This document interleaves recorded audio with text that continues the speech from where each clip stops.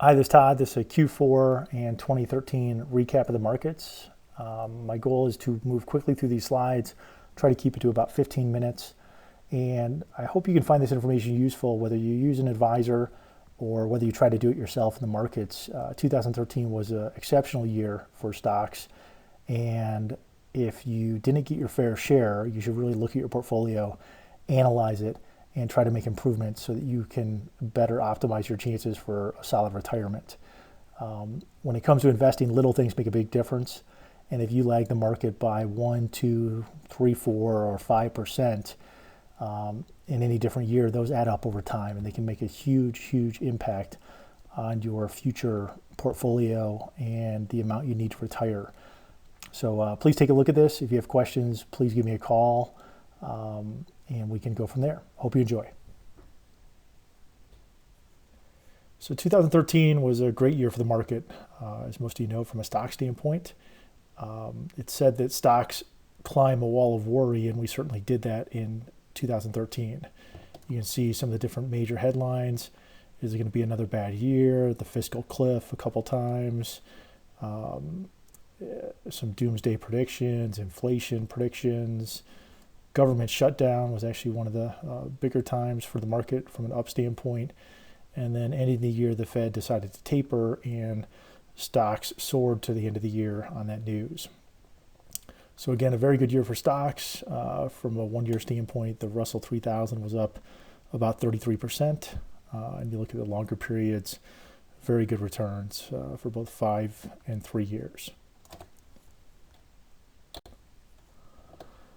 Here's a slide that talks a little bit about the current level of the market, where we are. Certainly back here in 2007 was the old market high. We obviously had the Great Recession and went way down. And we've climbed all the way back and then some. So today when you look at the market compared to 2007, you have some interesting aspects. The PE ratio is very similar. Treasury yield is a lot lower. And dividend yields are about the same. Currently, the forward PE is about 15.4 on the S&P 500. Here is a great slide that we use for asset class returns. And no matter what you invest, whether you do it yourself or you have an advisor, I suggest you take a look at this page. You may want to print it out and study it against your current portfolio. We really encourage focusing on asset classes for your portfolio and to see if you're getting your fair share of returns. And a lot of times investors are shocked to find out they're not. So as you can see, for 2013, it was a very good year for stocks. U.S. stocks outperformed international stocks. So if you look at the S&P 500, it returned about 32.33% for the year. But by tilting a portfolio to large cap value, you were able to get an extra 8 points of return. So over 40% return for the year. And small cap value returned about 42.38%. So 10 extra points of return by tilting your portfolio towards small value, 8 points for large cap value. So I would encourage you to take a look at these for your portfolio. And investors are oftentimes shocked to find out if they use active management, they're not even beating the S&P 500, where you could have actually done a lot better by using a strategy like dimensional funds and tilting the portfolio towards large cap value and small cap value on a global basis. Even works internationally. Large value returned about 3 extra points of return. Small value returned almost 12 points of extra return versus a large cap index.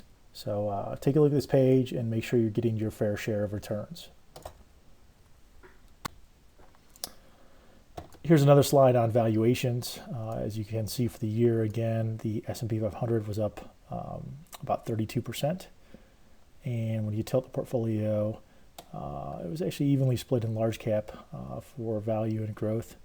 The blue number here is the DFA large cap value. So DFA, because of their trading and stock selection, was up about 40.3% for large cap value, much better than the Russell benchmark. And you see the same thing hold true on the small cap value. DFA was up about 42.38%, much better than the Russell small cap benchmark. If you look at longer periods of time, this is from the market lows. You can see, again, for the S&P 500, we're up about 200% from the market lows. Mid cap and small cap have done quite a bit better. And then if you look at from the old October 2007 highs, the S&P 500 is up about 35%. Small and mid cap are up about 50%. So very good years for the market from both the previous high and the March 2009 lows. Okay, so as I mentioned before, bonds had a very challenging year. For investment grade bonds, it was the worst year since 1994, and it was one of the best markets for stocks in the last 30 years. You can see 2013 was right here. Again, one of the best years for stocks minus treasury bond returns, which is what you see here on the chart. As I've mentioned to you many times before, if you've seen this presentation, stocks typically have very wide swings during the year. However, in 2013, it was a very narrow year for us, for the stock market. The S&P 500 was up the entire year, never traded down on a year-to-date basis, and only one time did we have about a minus 6% pullback, which is very untypical for the stock market.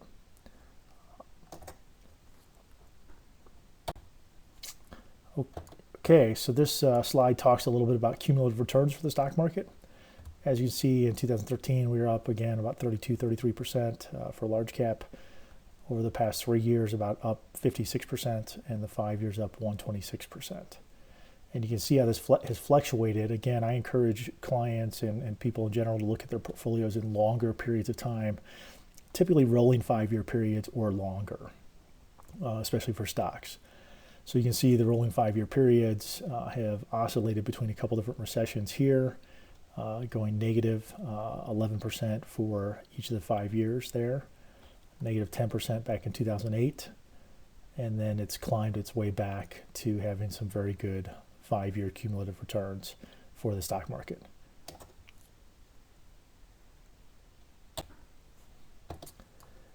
And that's one of the things that happens quite a bit in the stock market. Since 1926, the S&P 500 total returns have oftentimes been up double digits, 10 to 20%, 18 times, more than 20%, 33% of the time, or 33 times. And, so from a stock standpoint, large returns come in very short periods of time. That's why market timing doesn't work. That's why we encourage clients to have a predefined portfolio risk, customized to the risk tolerance for stocks and bonds, and then we build the portfolios accordingly, because you never know when those great returns are going to be for the stock market like we just had. Here's some data regarding, a lot of people ask and people make predictions, and you really don't know, but here's some data regarding looking back at stock performances greater than 25% like we just had. What have the returns been, after that year? So here's the price returns. This is from probably 1926, it looks like. Great years we've had in the stock market and the following year's return. So if you take a look at since 1950, we had about 12 years of greater returns than 25%. 2 out of the 12 were followed by a negative year back in 1980 and 1989. And those were quite modest here. So we don't know what's going to happen in 2014. When you look at the total for these years, it was up about 6%. And we'll see what 2014 has in store for us.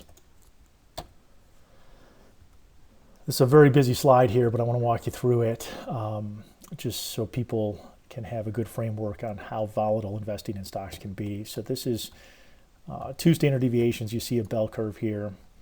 On average, the S&P 500 returns about 10% or so on average. When you tilt a portfolio towards value and small cap, you can get a couple points of additional value return in those periods, about 12%. So if you look at 2013, in a 1-year period, we were up 32.3%. 5-year period up 17%, and 10-year period up 7.3% for the year, 10 years just ending here in 2013. So 2 of these metrics, this one for 1 year and for 5 year, are well above the 12% average or 10% average for the S&P 500. The 10-year is still not reached that level quite yet, but we've had a couple of really good years of returns over the last 5. When you build a portfolio towards value and small cap, like we do with dimensional funds, the average return is about 12% here.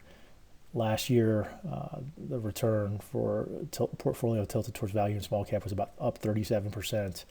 The 5-year return is up about 20%, and the 10-year return is up about 8.8%. So again, we've been on the right side of the average, above average returns over the last 5 or so years.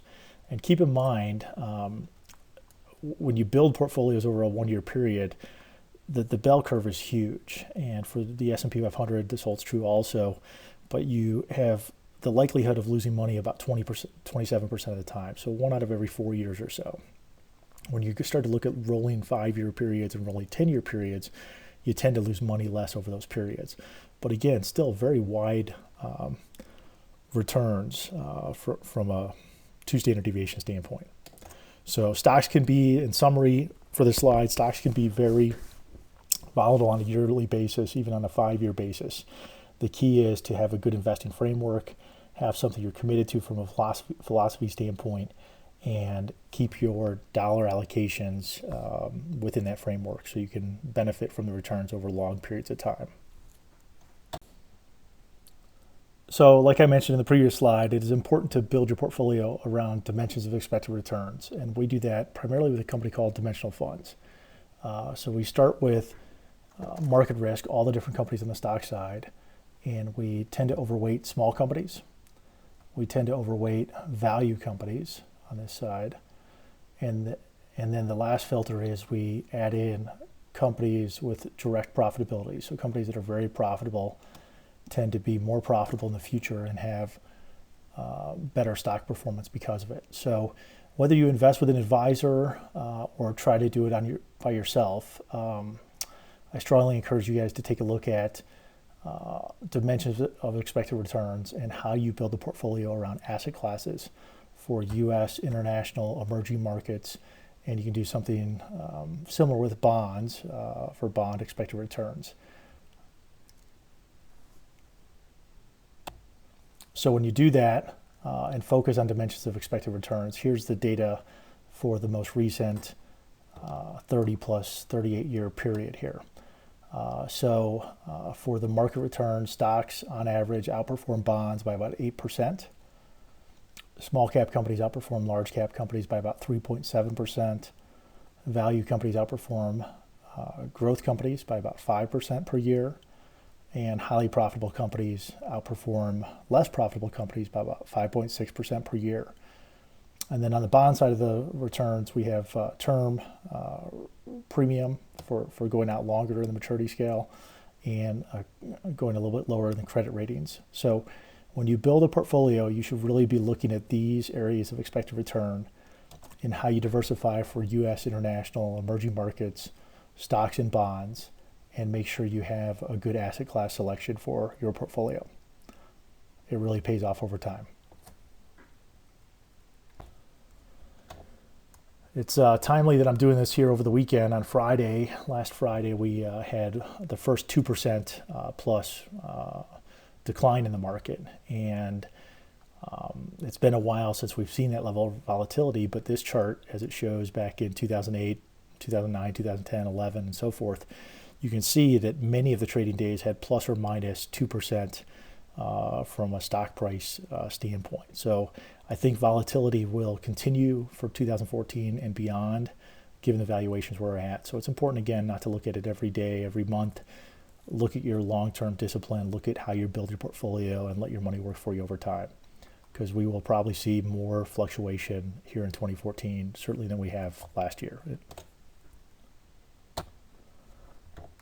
As a reminder, recessions do happen on a fairly regular basis. So it's important to make sure your risk tolerance is up to date and that you do your rebalancing. And we do this, again, for clients as part of the management process.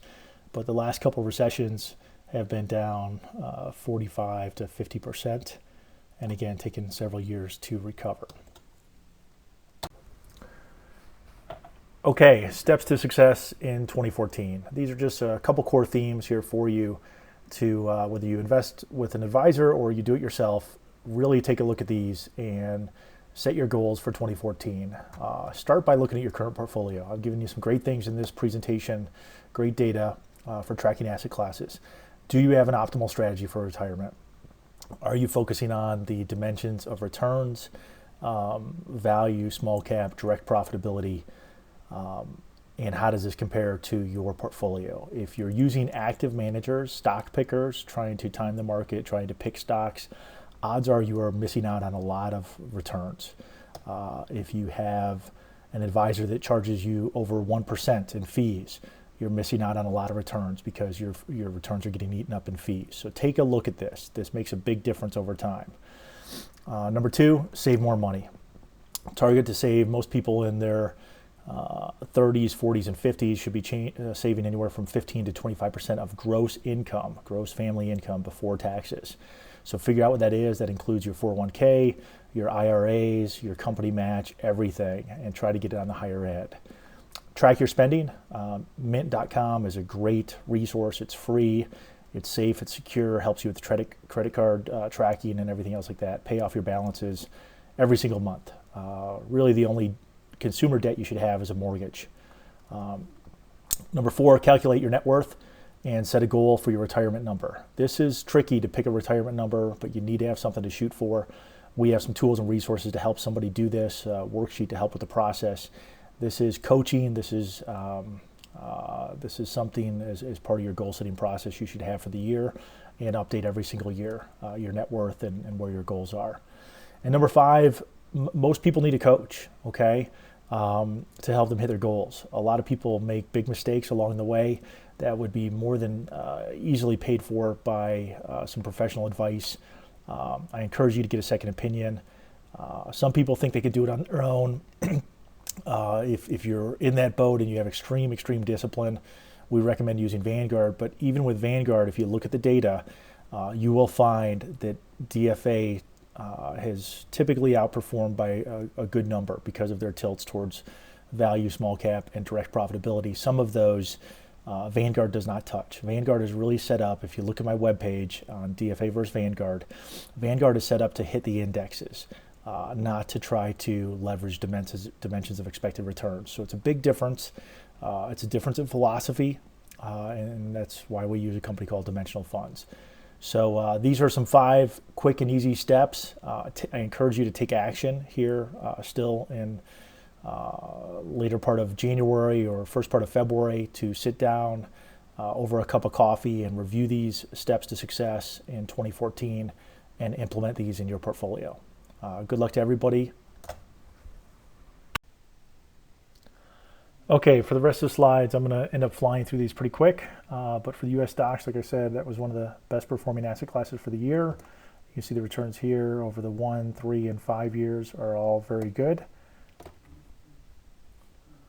For international markets, you can see again we had the big pullback from 2007, and we have not recovered to new all-time highs. And the international markets are trading about almost 14 times earnings, so a little bit less, and still have more ground to make up in the international markets.